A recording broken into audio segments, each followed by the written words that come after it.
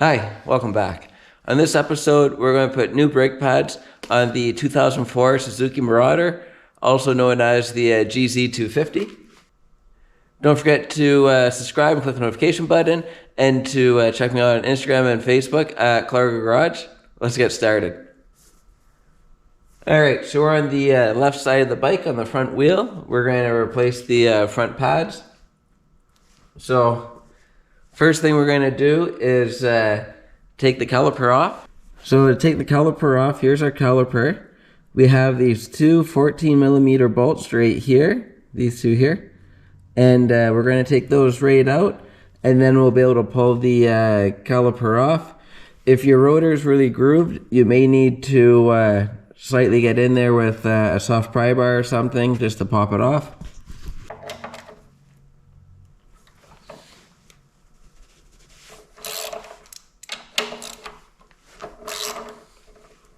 Alright, those are both loose, and now we'll take them all the way out.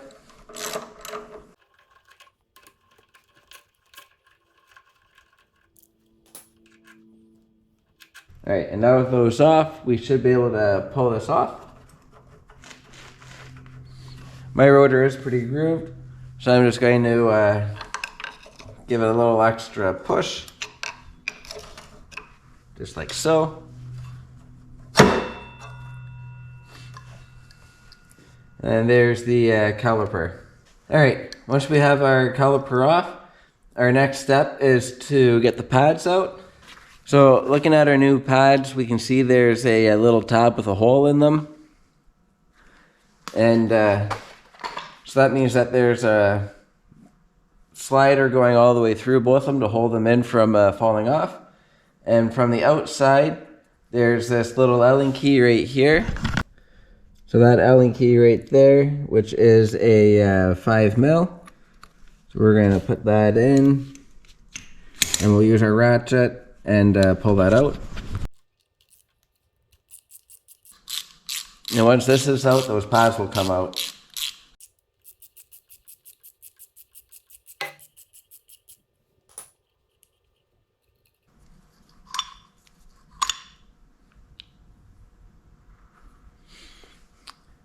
And if this is really rusty or gummed up, you definitely want to give it a really good clean, because the pads should move freely on that. So now with that out, our pads pull right out of here.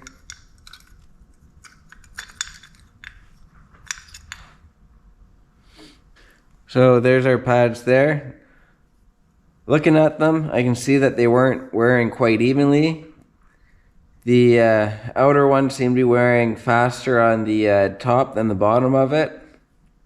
And the inner one seemed to be wearing opposite. So we're going to make sure that we have everything cleaned up. So, because ideally your pads should wear equally all the way through. So this tells me that the pads were sticking a little bit and not moving as nice as they should have been. So if they would have wore more evenly, I probably could have got another season out of them maybe. And now on the caliper, we want to take our slide adjusters out. So I'm just going to hold this part of the caliper in one hand, and I'm going to pull this part of the caliper with the other hand, and it should just pop right out. I'm just going to grab it, give it a little pull like so, and that's all free. So it's a good idea to keep in mind the orientation of this, but it can really only go on one way. So we can see that it could have, it's been a little bit since I've cleaned this up and lubricated it. So we'll give it a good clean and it'll be good as new. And then this is what we have now.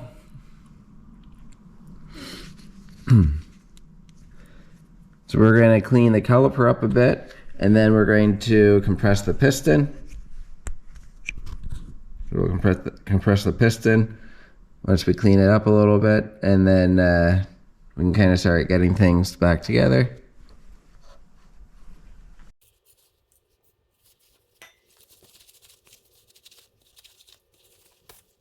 Alright, we got everything cleaned up, and now we're going to start getting things back together.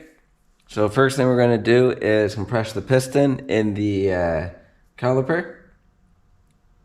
So we can see right now that the piston's out pretty far.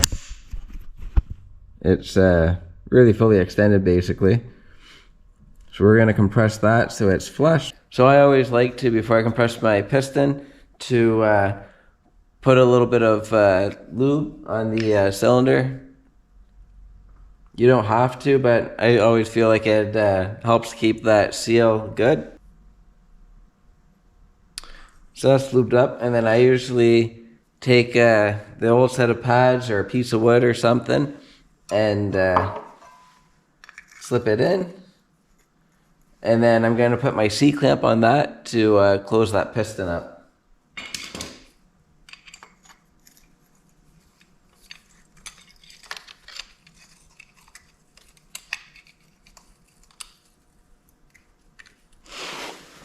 So I'll try to balance this here.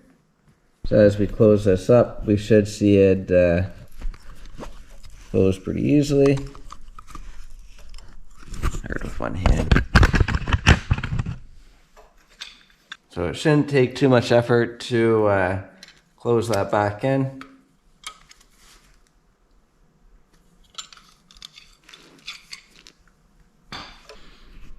So we can see now that piston is fully closed. And now our next step, we're going to lube up these two slider pins so we can put it back onto the caliper. So I just take some lube, put it on my finger, and then I just work it in. Make sure I have both pins covered pretty good. So this will keep them from rusting, and it also keeps it moving nice and smooth so your pads wear evenly. And then once that's done, we can shove this back together. So it just goes in. And it should move nice and freely in there. There should be no binding or anything. It should just be nice and smooth. And then we're going to take some more lube, and all the areas that the pads will make contact with and float, for like the pad bracket, not the actual braking material, but just where the metal bracket behind the braking material is going to make contact. We're going to put a little bit of brake lube on that too, just to make sure that things move freely. So we got on that slide there, we could have got that before we put it on. Might have been a little bit easier. So we got this contact patch here. And now we can put that back together.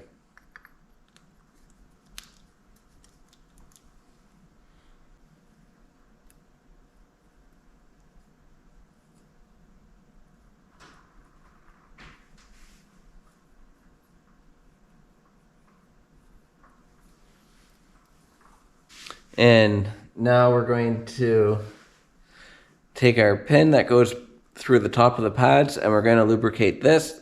Same thing, I just put some lube on my finger and work it on.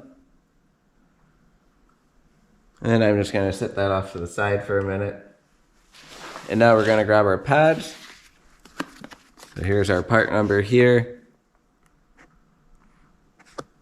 And these are genuine Suzuki pads.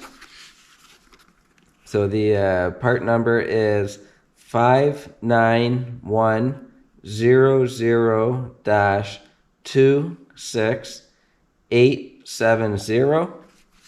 So now we're going to open these up. So we can see side by side between the new and the old ones that there's quite a difference in material. So we're going to put just a little bit of lube just on the ends of these here.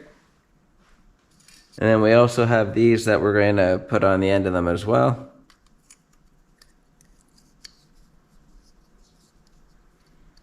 And those go on just like so. And then same thing with the other ones. Now we have those two plates on both of them. And then it's a good idea to put a little brake cleaner on a rig and then clean those pads up. Even though they're new, there might be a film on them. So we clean them up and then we'll put them in.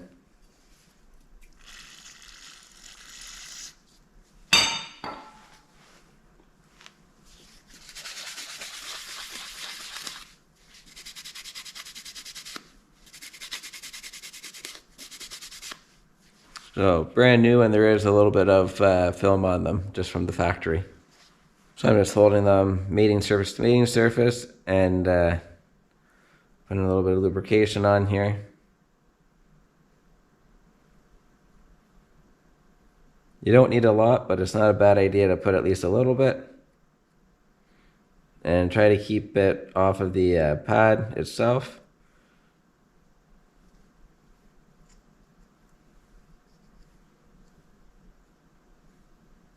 And now we're just going to slip this down.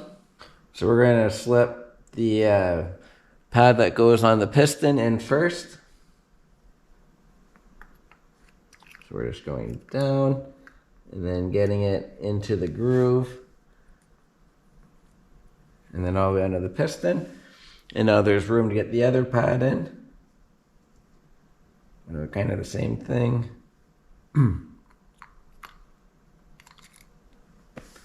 Slipping it down.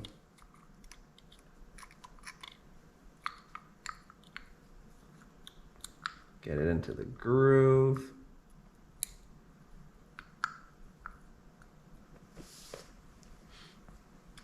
And then we're going to take our slide pin bolt and we're going to get that in. And you might need to push the pads down a little bit deeper to get that bolt to start.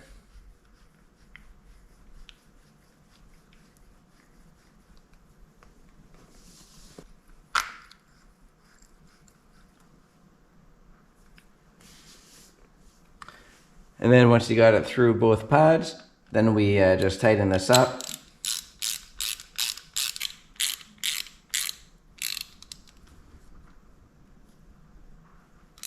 All right, that's snug.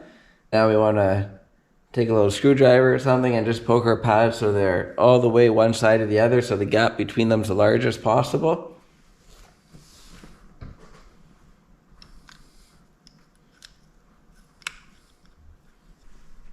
So it should be looking like that. Now we can see we got a nice large gap. And now we're good to get that in and onto the rotor. And you might need to squeeze this in so you can access the pads easier to the rotor. So we'll kind of get it in.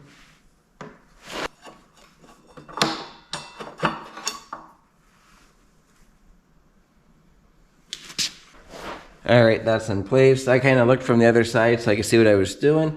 I probably blocked the camera a bit, but just so I could see to slip it on. And when you put your brake pads on, you always want to make sure that your brake pad material is facing the rotor, like that's what should be touching the rotor, and that steel backer, that's what should be touching your caliper. If you see sometimes people put them on backwards, and that's no good. You don't want the metal on metal trying to stop you. You want the brake pad material touching the rotor, and that's what's going to give you good smooth braking and quiet braking, and that's the proper way to install them. I like to put a little bit of fresh Never Sees on my bolts. And now we start one at a time. Doesn't really matter which one you start first.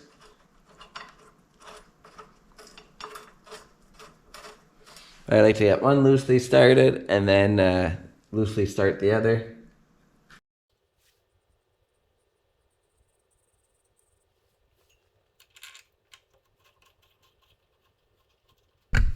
And now that those are both started, I'm going to bring them both to snug, and then I'm going to tighten them.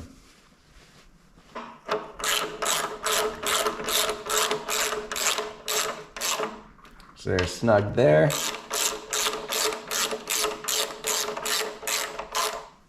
They're snug there, and now I'll tighten them up.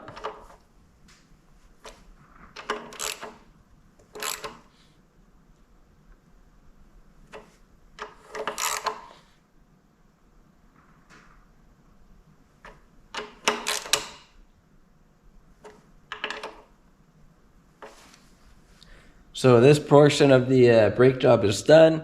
It's all tightened up, it's all secure, everything looks good.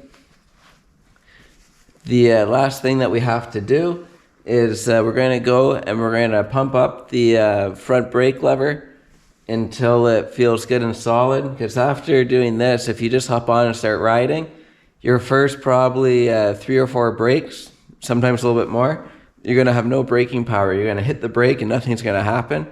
So you got to make sure that you pump them up before you start riding, because it could cause a crash. So, and when you're pumping them up, all that's happening is that piston is moving in until it's pushing on those pads, and those pads are pushing on the rotor. But it just takes a few pulls of the lever to get that piston to close enough so it actually makes contact. That's why you got to pump your brakes up. All right, so we're sitting on the bike, so I'm just going to gently roll it back and forth, and then we can see until it starts to bite. So there's 1 full grab, 2, 3, the 4th one. I finally got some bite, but as you can see, it's not actually holding. There's the 5th one, and now it's finally holding. So it took about 5 or 6 compresses of the brake lever before we started getting actual braking power. So now we're good. Alright, so I'm going to end this video here. So we went through replacing the pads, taking the caliper off, putting it back on, and making sure that we pump up the brakes to make sure we have braking before we start moving. And that goes for any hydraulic braking system. You always got to pump up the system before you try to move it, whether it's a car, truck, motorbike. They're all the same principle. That piston takes a little bit of time to close, so you got to pump them up before you move it after you've worked on the brakes. I hope you found this helpful. Don't forget to subscribe and click the notification button, and to check me out on Instagram at Clara Garage. Have a great night.